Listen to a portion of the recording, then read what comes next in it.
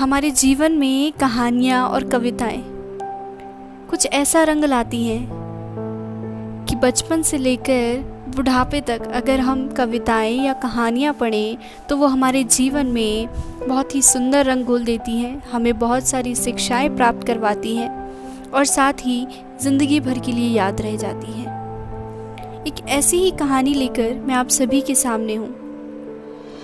इस कहानी को सुनकर ना आपको अच्छा लगेगा बल्कि साथ ही समाज में फैली कुरीतियों, समाज की सोच और साथ ही एक गहरा संदेश देने की कोशिश है। अक्सर ऐसी कहानियां हम सुनते हैं जो हमारे दिल में, जो हमारे मन में एक गहरा प्रभाव छोड़ जाती है। एक ऐसी ही कहानी मैं आपके साथ साझा करना चाहती हूँ और साथ ही ये कहानी मैंने अपने कॉलेज के दिनों में लिखी थी और इसे कॉलेज में बताया था। आज आप सभी के सामने लाई हूँ। कहानी एक गांव से शुरू होती है। एक छोटे से गांव में दो परिवार रहते थे। एक परिवार में शर्मा जी थे। शर्मा जी का परिवार बहुत ही जाना माना परिवार था, जहाँ पर उनके दो बच्चे थे, जिसमें बड़े बेटे का नाम राहुल था। वहीं दूसरा परिवार तिवाड़ी जी का था। तिवाड़ी जी के परिवार में दो बेटियां थीं। तिवाड़ी जी और शर्मा जी का परिवार शिक्षित परिवार था और साथ ही गांव में उनका काफी नाम था। शर्मा जी के बेटे का नाम राहुल था, वहीं तिवाड़ी जी की बड़ी बेटी का नाम खुशबू था। राहुल और खुशबू की उम्र लगभग बराबर थी। साथ ही में बचपन में मिट्टी में खेला करते और साथ ही में लड़ झगड़ कर एक दूसरे को मनाते। धीरे धीरे जब स्कूल जाने का वक्त हुआ तो एक ही क्लास में एक ही बेंच पर बैठ के दोनों खूब मस्ती किया करते, साथ में पढ़ाई करते, एक दूसरे के घर आते जाते और साथ ही उनकी दोस्ती की मिसाल धीरे धीरे पूरे स्कूल में और पूरे गांव में फैलती जा रही थी। राहुल दिखने में बहुत ही सुंदर था। पूरे गांव में उसकी सुंदरता की चर्चा होती कि उनके जैसा लड़का इस पूरे गांव में नहीं है और उसके जैसा संस्कारी और समझदार लड़का भी नहीं है। वहीं दूसरी ओर खुशबू जो थी वो दिखने में उतनी सुंदर नहीं थी। उसका रंग सांवला था परंतु उसमें भी संस्कारों की कमी नहीं थी। वो एक बहुत ही संस्कारी लड़की थी। दोनों में काफ़ी दोस्ती होती रही। दोनों हमेशा एक दूसरे के साथ खड़े रहते। जब भी किसी एक पर मुसीबत आती तो दूसरा हमेशा साथ में खड़ा रहता। धीरे धीरे जवानी की उम्र में जब वो बढ़ते गए तो उनका दोस्ती में कोई फर्क नज़र नहीं आया। उनके अनेक दोस्त बने लेकिन साथ ही उनकी जो दोस्ती थी वो वही तक कायम थी जो पहले से थी। इसलिए अभी भी वो वैसे ही दोस्त थे जैसे बचपन में हुआ करते थे। दोनों का एक दूसरे के घर आना जाना चलता रहा। दोनों एक दूसरे के परिवार को जानते थे, समझते थे। धीरे धीरे जैसे वो बढ़ते गए तो शर्मा जी के परिवार में थोड़े बदलाव आने लगे। राहुल के माता पिता की सोच में थोड़े से बदलाव आने लगे और उनके व्यवहार में भी थोड़ी से परिवर्तन देखने लगे। राहुल को कहा गया कि वो अब खुशबू के साथ घूमना थोड़ा कम करे, विद्यालय में भी उसके साथ थोड़ा कम रहे और जितना हो सके उससे दूरी बनाए रखे। यह बात राहुल को अभी समझ नहीं आ रही थी क्योंकि अभी तो वो स्कूल के बच्चे थे। वहीं दूसरी ओर खुशबू को इस बात की कोई खबर नहीं थी। धीरे धीरे जब वो 10वीं 12वीं कक्षा तक पहुंचे तो राहुल के परिवार ने फिर से वही बातें करना शुरू कर दिया और उन्हें खुशबू का अपने घर आना पसंद नहीं आने लगा। राहुल उन्हें बार बार समझाता लेकिन वो इस बात को समझने को राजी ही नहीं होते। एक बार जब बचपने में वो कह देता कि आखिर आपको खुशबू के आने से क्यों परेशानी है, वो एक अच्छी लड़की है, वो एक संस्कारी लड़की है और आप तो उसे जानते ही हैं। तो उसका परिवार भी उसे जवाब दे देता है कि वो सुंदर नहीं है, उसमें संस्कारों की तो कमी नहीं है, लेकिन उससे बेहतर लड़कियां और उससे बेहतर तुम्हें कोई और लड़की मिल सकती है। अभी तुम छोटे हो इसलिए ही अभी उससे दूर रहना शुरू करो और साथ ही उसकी सुंदरता तुमसे बिल्कुल मेल नहीं खाती। तुम्हारे लिए तुम्हारी जैसी ही एक सुंदर लड़की हम तलाश करेंगे। इस बात पर राहुल नाराज़ हो जाता लेकिन अब वो क्या करे। अपने परिवार की ना सुने तो भी परेशान होता और दोस्ती को ना माने तो भी परेशान। जैसे ही विद्यालय खत्म हुआ तो दोनों को कॉलेज जाने की अब जल्दी थी। दोनों चाहते थे कि शहर में जाकर किसी अच्छे कॉलेज से पढ़कर वो नौकरी पा ले। खुशबू ने शहर के एक अच्छे कॉलेज में एडमिशन ले लिया। वहीं साथ ही राहुल भी एक दूसरे कॉलेज में जाना चाहता था जो भी शहर में था, लेकिन उसके परिवार वाले चाहते थे कि वो विदेश जाकर पढ़े ताकि उसे वहाँ एक अच्छी नौकरी मिले और वो वहीं सेटल हो जाए। इस बात पर राहुल ने नाराज़गी जताई और उसे बार बार वही सुनने को मिला जो उसे पहले मिलता था। पहले शब्द कुछ अलग हुआ करते थे और अब शब्द अलग हो गए थे। अब उसे कहा जाता कि तुम्हें उससे मिलने की कोई ज़रूरत ही नहीं है, जितना दूर हो सके उससे रहो, उसके बारे में सोचने की ज़रूरत नहीं है। ऐसी बातों को कहकर उसे बोल दिया जाता कि तुम विदेश जाने की तैयारी करो। अगर वो मना करता तो उसे मजबूर किया जाता कि वो विदेश जाए और उसके बाद वहीं से पढ़ाई करके गांव वापस आए। वो गांव छोड़कर जाने को राज़ी हो गया। वहीं साथ ही उसे कहा गया कि वो खुशबू से किसी भी प्रकार का कोई संपर्क ना रखे, उससे किसी भी प्रकार की बात ना करे और उसे ये तक ना बताया जाए कि वो कहाँ जा रहा है और कब तक लौटेगा। वहीं दूसरी ओर शहर में खुशबू उसके कॉल का इंतज़ार करती, अपने दोस्त का सपोर्ट चाहती और उसको साथ ही में कोई जवाब ना मिलता, उसके परिवार वालों तक भी ये बात नहीं बताई जाती। वो विदेश जाकर रहने लगता है, वहीं पर जाकर अपनी पढ़ाई शुरू कर देता है। खुशबू भी अपनी पढ़ाई सुचारू रूप से चलाती है। दोनों पढ़ने में अच्छे थे, इसलिए अपना कोर्स अब वो पूरा करने की कगार पर थे। दोनों का कॉलेज खत्म होने में अब ज़्यादा वक्त नहीं था। विदेश जाकर राहुल बहुत समझदार, बहुत पढ़ा लिखा और बहुत ही सभ्य बातें सीख गया। वहाँ जाकर उसे समाज के बारे में, उसे दुनिया के बारे में बहुत सी चीज़ें जानने को मिली। वहीं साथ ही खुशबू भी काफ़ी ज़्यादा और शिक्षित हो गई। दूसरी ओर शर्मा जी के परिवार में, राहुल के माता पिता ने उसके लिए एक लड़की पसंद करके रखी थी। वो चाहते थे कि जैसे ही राहुल विदेश से लौटे उसकी शादी कर दी जाए। वो लड़की भी उसी कॉलेज से पढ़कर लौटी थी जिस कॉलेज में राहुल पढ़ रहा था।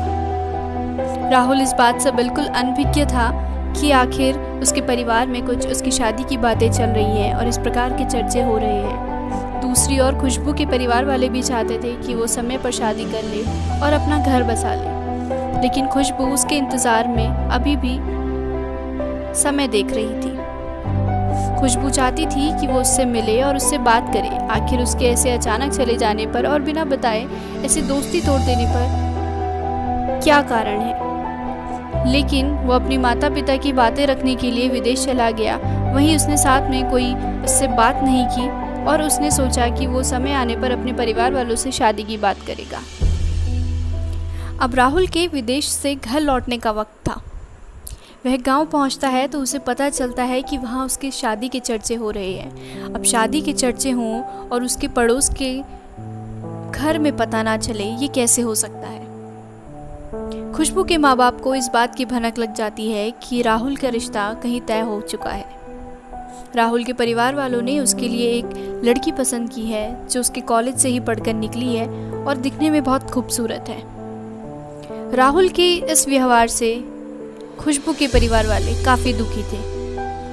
वो चाहते तो थे कि वो खुशबू तक इस बात को पहुंचाए और उसे कहें कि अपना घर भी बसा ले, क्योंकि अब कोई उसके लिए रुकने वाला नहीं था।